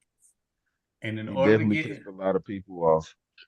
And in order to get in the Hall of Fame these years, it ain't about the dog you was on the field. It's how many homeboys you got in the room that's voting you in. Because nobody was talking about Fred Taylor till Baselli got in.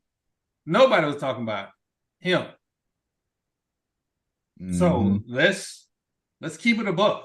We know what it is. They done told you what it is. Dudes coming out there telling, man, friends voting people in. Dion done told you it's got to be a whole separate wing now because they just let anybody. Anybody is getting in the Hall of Fame. And the fact that we sitting here talking about, I forgot about Steve Smith. I was finna talk about Willie Anderson and the other wide receivers that had better stats than these other wide receivers that don't even get looked at. And here this man is, just sitting there. Just sitting there. Here the people, here, this is the name of people in front of him. Jerry Rice, Larry Fitzgerald, Terrell Owens, Tony Gonzalez, Tim Brown. All of them in the Hall of Fame. Marvin Harrison is behind him, Hall of Fame. James Lofton, Hall of Fame. Chris Carter, Hall of Fame. What are we doing?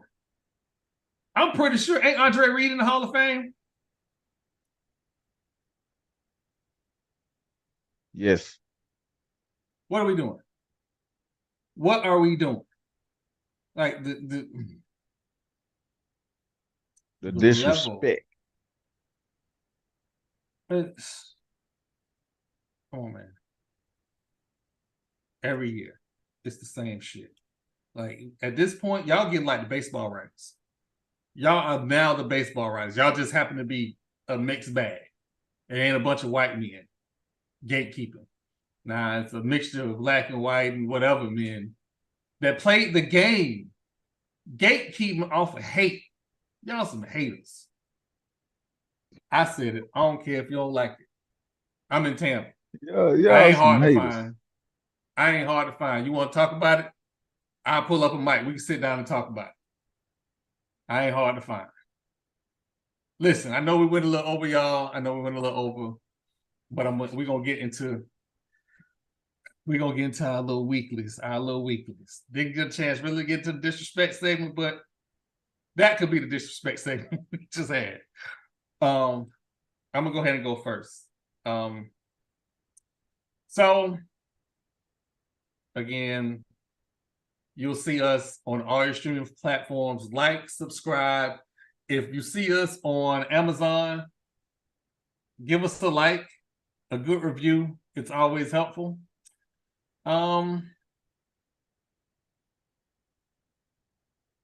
So this week, my home county, Pinellas County, they have an ambulance service called Sunstar. And Sunstar did something that when you see stuff 6 o'clock in the morning, when your eyes just waking up and, you got the news on because you want to know the weather and everything, you ain't sure you seeing what you see. You're seeing it, but you're not sure you're seeing what you see.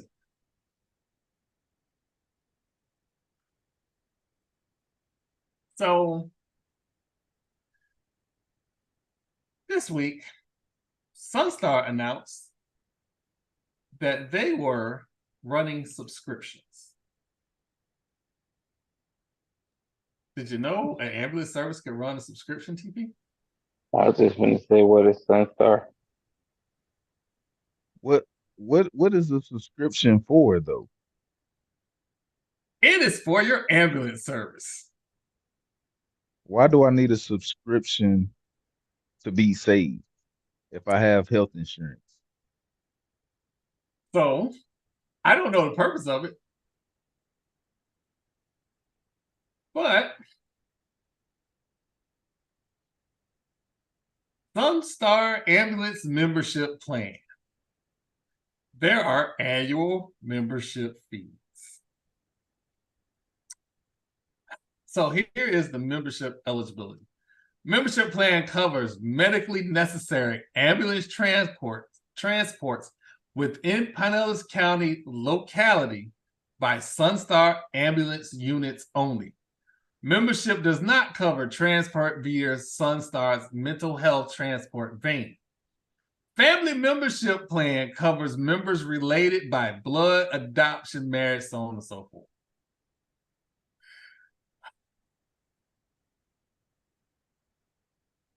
Annual membership fees are $80 for a single person and $129 for a family membership. The average cost of an emergency ambulance transport is $915. That ain't nothing but somebody trying to make some money. That's all that is. You know what 911 that is sound? You know what that sound like to me? Hey, no, don't call 911. I can't afford it. Just go ahead and drive me to the hospital. But you been shot, man. Hey, look, bro. Just take me up there and stop bullshitting. I'm laughing because the shit is so true. That's literally what it is. We live in a society where don't call 911. First of all, if you tell them shots been fired, and I'm a black man in America, I don't know if I'm gonna get shot again when they get here. Then I so gotta pay. I gotta pay for transport when I have health insurance. So then now my health insurance don't cover the ambulance. See, I don't know. I'm retired military. My VA benefits better cover ambulance ride, or we gonna have a problem. I'm gonna have to go talk to Uncle Sam myself because there's no way that I have full health benefits as a retiree, and I still got to pay $900 if I need emergency service to the hospital. What if you ain't so got a car? It would be cheaper to call Enterprise and have them come pick you up and go through the paperwork of renting a car to take yourself to the hospital. it,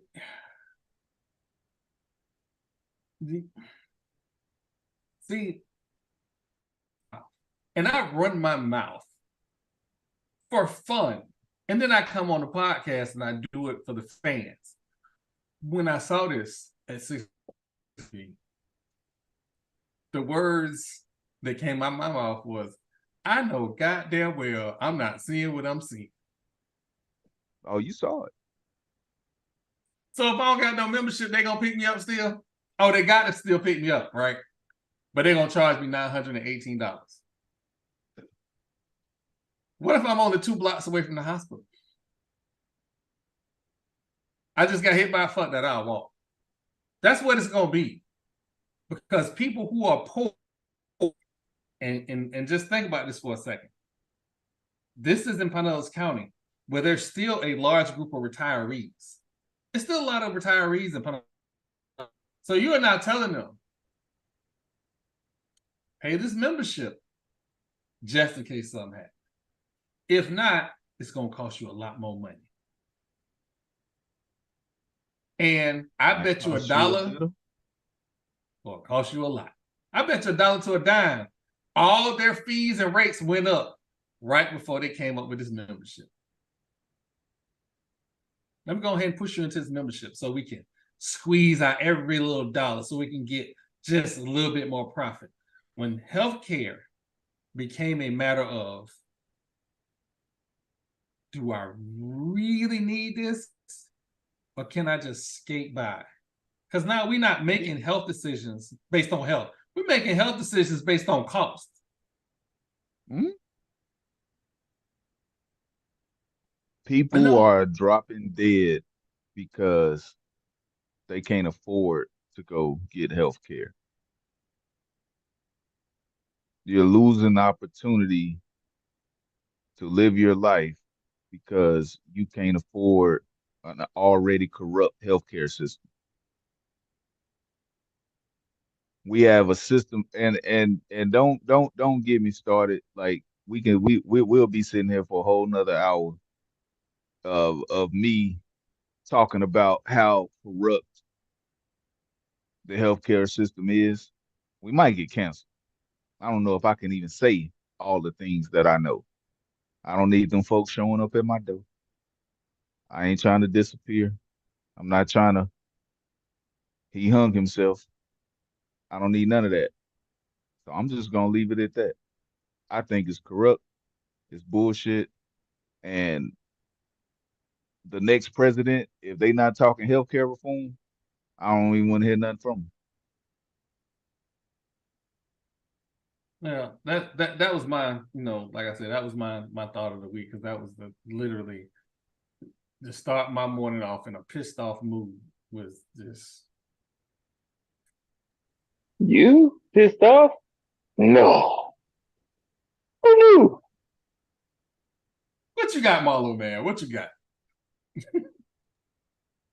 Well, I just got, we're in a special time of year where, it's, the weather don't know what it want to do. So in Florida, I don't know if y'all know this, we've had 40-degree mornings and 70-degree afternoons. Our weather don't know what it want to do. So I'm going to say be safe out there, dress accordingly, and enjoy the game, because it's probably going to be 80 degrees in Florida and then 60 degrees, the next morning. GP?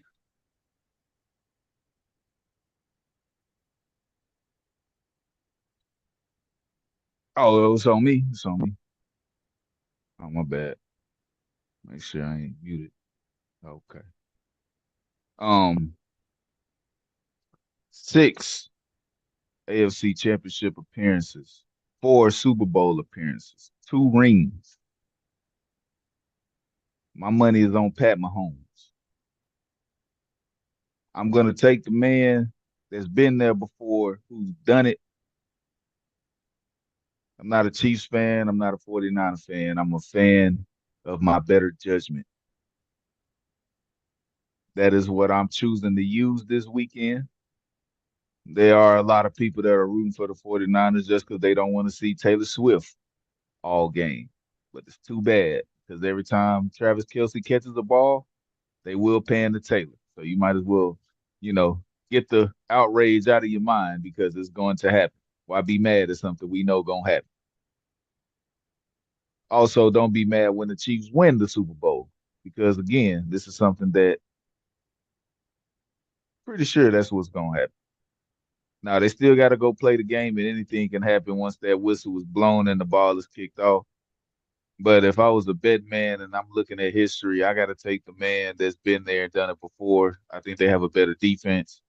I think their run game can compete with the Niners, and I think that in all aspects of the game, the Chiefs are a better team. 49ers might have better receivers, but I'll take the Chiefs secondary over those receivers. Football is a game of matchups, but it's also a game of inches. It's a game of heart. So they still got to go put it all out there on the field. We're gonna see this game won in the trenches. Chris Jones, best defensive tackle in football, will dominate the line of scrimmage on the defensive end. And I'm foreseeing the Chiefs victory. But that's my time, man. I'll see y'all again, and I will eat those words if that's not what happens. But as of today, February 8th, 2024, Chiefs will win another Super Bowl. That's what's up. I'm gonna ask y'all predictions before we get off of here, but real quick, family, because we family. This weekend it's gonna be a lot of prop bets, right? And in particular, there are gonna be some Taylor Swift prop bets, and these prop bets are rather interesting because stuff like how many times Taylor Swift is gonna appear on camera. That is in the control of people who actually have control of cameras. So the producer may not win that prop bet, but the producer's 15th cousin on his cousin Larry's side gonna get a heads up. Maybe not make that prop bet. And I'm not hating. I'm not saying this to hate on Taylor Swift. This has nothing to do with Taylor Swift. This has to do with the fact that the Super Bowl is in Vegas, and the house always wins. So you're going to make a prop bet on some random Taylor Swift appearances. How many times she going to jiggle her ass? How many times she going to jump up and down? The house always wins. Make your prop bet at your own risk. Play at your own risk.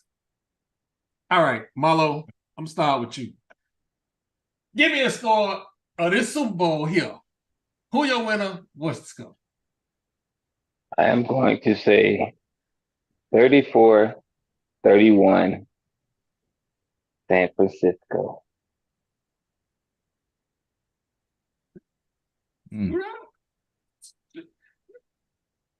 You're saying you have confidence that Brock Purdy is going to throw for 300 yards? No, they have they have very capable of running back that I think will do a service to Brock Purdy by getting loose and being very serviceable.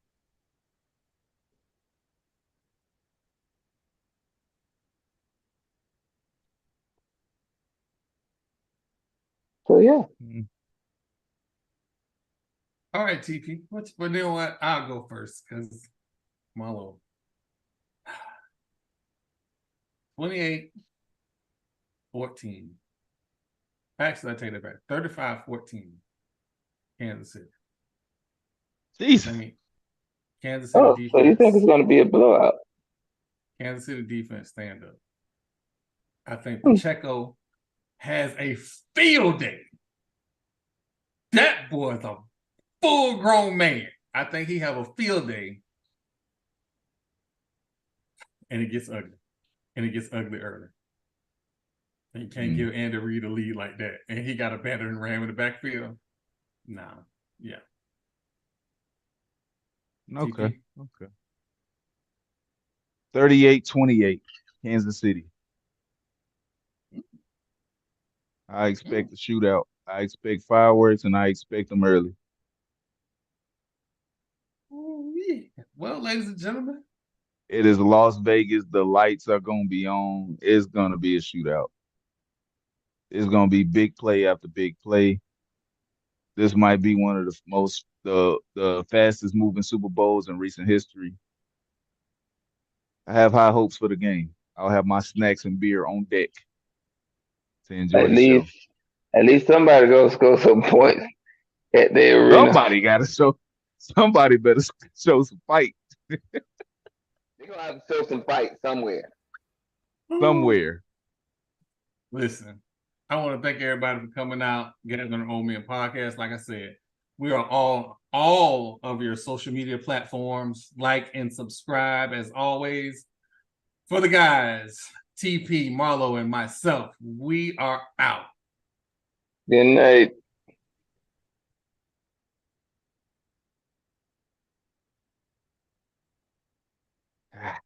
I guess we're not out. Cut it. I guess we're not. It's not me. My computer said